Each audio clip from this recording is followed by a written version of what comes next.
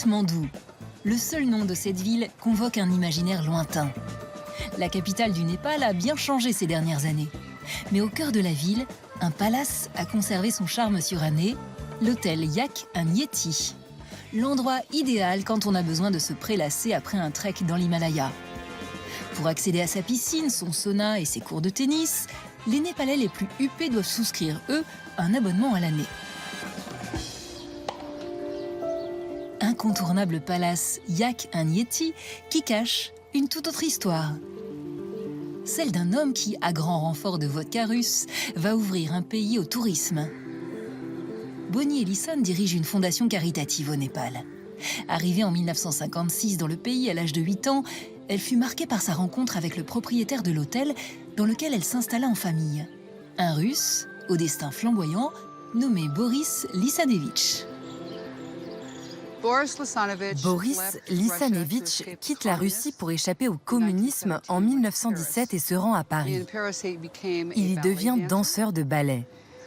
Après cela, il a parcouru le monde et s'est retrouvé en Inde, à Calcutta, en 1936. Il a à peine 30 ans et déjà vécu plusieurs vies. Une fois ses valises posées à Calcutta, Boris Lysanevitch en débute une nouvelle, cette fois proche des puissants. À Calcutta, il a créé et géré un bar de renommée mondiale. Le Club 300 était un lieu où se rencontraient les élites de toutes nationalités. À l'époque, l'Inde était encore le Raj, sous contrôle britannique. Les Maharajas, les Anglais et les puissants des pays voisins se retrouvaient à Calcutta.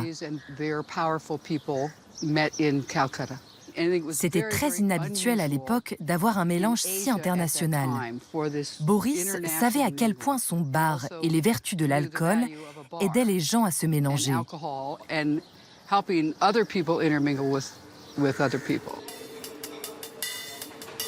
Boris développe son entre-gens et noue des relations avec la famille royale d'un petit État voisin, le Népal. Depuis plus d'un siècle, les membres de cette famille royale n'ont plus aucun pouvoir. Ils sont assignés à résidence par la dynastie dirigeante des Rana, qui a mis le pays sous cloche et interdit toute présence étrangère. Mais au début des années 50, une fois revenu au pouvoir, le roi Tribhuvan instaure une monarchie parlementaire et ouvre pour la première fois depuis plus d'un siècle son territoire aux visiteurs étrangers. De plus en plus d'Indiens et d'étrangers sont arrivés. Boris a été invité au Népal par le roi. C'est un personnage fascinant qui ne tient pas très longtemps assis au même endroit. Donc Boris a dit au roi, « Pour accueillir tous ces gens, si vous ouvrez le pays, vous allez avoir besoin d'un hôtel. Je suis capable d'en ouvrir et de le gérer. » La monarchie lui a donc confié un ancien palais qui est devenu l'hôtel royal, le premier grand hôtel de Katmandou. L'entrepreneur russe y emménage avec sa seconde femme et ses 3 enfants. Boris a dû tout rénover et remeubler pour conformer les lieux aux standards occidentaux. Pour la nourriture, il est allé aux 4 coins du Népal pour voir ce qui était disponible. Pour le reste, il a été obligé de tout importer. À l'époque, il n'y avait pas encore de route vers l'Inde et un seul avion par semaine. Tout devait arriver dans cet unique avion. Boris s'est donné beaucoup de mal pour mettre les choses en place. Il n'y avait pas de toilettes dans les chambres et pas d'eau courante non plus. Mais Boris installait sans cesse des réservoirs de plus en plus gros sur le toit. Si vous étiez client, vous pouviez ouvrir le robinet et avoir de l'eau. Mais vous étiez loin de vous douter qu'en coulisses, le personnel n'arrêtait pas de grimper sur le toit avec des seaux pour remplir les réservoirs. En 1956, le couronnement du roi Mahendra, fils de Tribhuvan, suivi par plus de 150 journalistes étrangers, confirme l'ouverture officielle du Népal au monde extérieur. Là encore, il échoit à Boris la lourde tâche de tout organiser et d'accueillir les prestigieuses délégations. Il importe, entre autres, près de 10 000 volailles vivantes et plus d'1 tonne de poissons. Il fait venir 57 cuisiniers et 150 serveurs de Calcutta. Le roi est allé voir Boris et lui a dit « À l'aide ! On attend beaucoup de monde, vous devez tout organiser pour les accueillir. » Sur place, il s'était lancé dans toutes sortes d'entreprises. Il avait commencé un potager où il cultivait ses légumes. Il élevait même ses propres cochons pour faire du bacon. Pour la réception, il a importé des fruits de Thaïlande, du caviar de Russie. Bref, il s'en est sorti haut la main. Capable de soulever des montagnes, Boris Lysanevitch devient presque aussi célèbre que l'Everest. Certains touristes font le déplacement à l'Hôtel Royal juste pour le rencontrer. Ingrid Bergman, notamment, y a ses habitudes.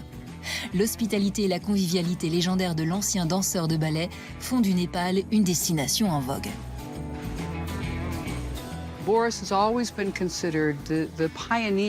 Boris a toujours été considéré comme le père du tourisme au Népal. Au-delà même de l'Hôtel Royal, il savait parfaitement comment s'occuper des gens qui arrivaient ici, comment prendre soin d'eux pour les inciter à revenir. Les visiteurs débarquaient et il s'arrangeait pour les promener et leur faire visiter la ville et ses temples. Bodhnath, Swayambhu ou Pashupatinath, il a vraiment créé les bases de l'industrie touristique. Beaucoup de gens se sont ensuite inspirés de tout ce qu'il avait fait. Curieux de découvrir ce royaume autrefois interdit et d'y rencontrer le mythique Boris Lysanevitch, la reine d'Angleterre Élisabeth et son mari le prince Philippe s'y font à leur tour invités en grande pompe en 1961. Toujours un verre en main, mais jamais à court d'histoire, le patron à la discrétion légendaire se lie très facilement dans son bar baptisé le Yak and Yeti, où un autre type de clientèle vient s'acoquiner.